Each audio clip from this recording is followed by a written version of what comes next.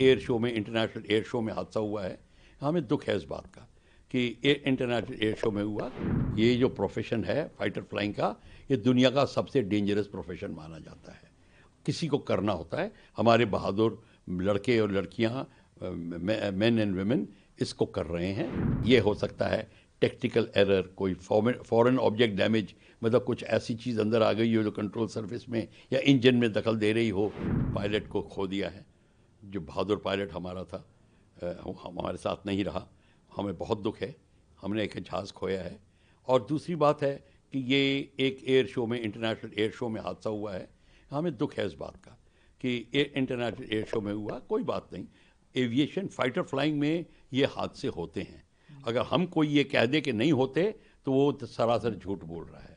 ये जो प्रोफेशन है फाइटर फ्लाइंग का, ये दुनिया का सबसे डेंजरस प्रोफेशन माना जाता है। किसी को करना होता है। हमारे बहादुर लड़के और लड़कियां, मेन एंड वुमेन इसको कर रहे हैं। तो हमारे को गर्व है उनके ऊपर। और ये जो बहुत दुखद घटना हुई है, पर इसकी इंक्वायरी होगी।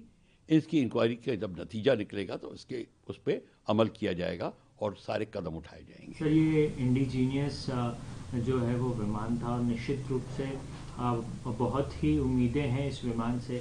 तो क्या टेक्निकलिटीज़ में कोई? देखिए, ऐसा है, हर एक एक्सीडेंट के पीछे कोई ना कोई रीज़न होता है। देखो, ये हो सकता है टेक्निकल एरर, कोई फॉरेन ऑब्जेक्ट डैमेज, मतलब कुछ ऐसी चीज़ अंदर आ गई हो जो कंट्रोल सरफेस में या इंजन में दखल दे रही हो, या कुछ पायलट एरर हो, या ग्राउंड टेक्नीशियन एरर हो। कई चीज़ें हो सकती हैं। फ्यूल में प्रॉब्लम आ सकती है, एक फ्लेम आउट हो सकता है, इंजन फ्लेम आउट हो गया हो, कई चीज़ें हो सकती हैं।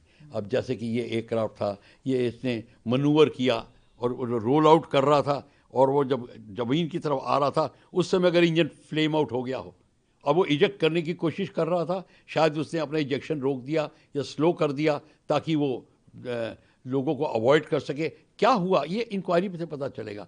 पर हमें ये लग रहा है कि उसने इंजेक्शन में बहुत देर कर दी, और उसका जहाज़ जो है मश कर रहा था। उसने जब रिकवर भी किया तो उसका फिर भी एयरक्राफ्ट सिंक कर रहा था, और वो अपने बेली यानी कि पेट के ऊपर, जिसका जहाज़ के निचले स्थल, वो जो निचला हिस्सा है वो ज़मीन पे जाके टकराया।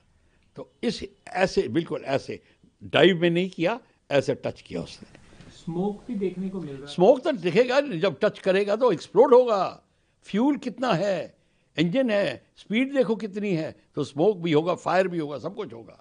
क्या कोई चेक्स को लेकर के कहीं ना कहीं जिस प्रकार से चेक्स किए जाते हैं वो मिस आउट हो गए? देखिए, ये इंक्वायरी से पता चलेगा। सारी इंक्वायरी जब होगी, स्टेप बाय स्टेप इंक्वायरी होगी। एक चीज़ कोई नहीं छोड़ी जाएगी। हर एक इंजीनियर जिसने काम किया था, हर एक टेक्नीशियन से पूछा जाएगा, उसका काम देखा जाएगा। कोई कॉमनैलिटी तो नहीं है, किसी ने या एयरक्राफ्ट में कोई ऐसी प्रॉब्लम तो नहीं थी जो पहले भी आई थी, ये सब देखा जाएगा। तो एकदम से अभी कोई बता नहीं सकता, अभी कोई खबर नहीं है। एक्चुअली कोई भी कंजेक्चर करना, कोई भी अनुमान लगाना, तुक्का लगाना, ये बहुत हानिकारक होगा। इसीलिए हम कहते हैं कि जब एयरक्राफ्ट एक्सीडेंट हो तो FDR, फ्लाइट डाटा रिकॉर्डर, और कॉकपिट वॉइस रिकॉर्डर को सुनने के बाद, देखने के बाद इनको मतलब हमें कोई टिप्पणी करनी चाहिए। हम टिप्पणी शायद और शायद में करते हैं, वो गलत है। एयर शो में, इंटरनेशनल एयर शो में हादसा हुआ है। हमें दुख है इस बात का कि इंटरनेशनल एयर शो में हुआ। ये जो प्रोफेशन है फाइटर फ्लाइंग का, ये दुनिया का सबसे डेंजरस प्रोफेशन माना जाता है। किसी को करना होता है। हमारे बहादुर लड़के और लड़कियां, मेन एंड वुमेन इसको कर रहे हैं। ये हो सकता है टेक्निकल एरर, कोई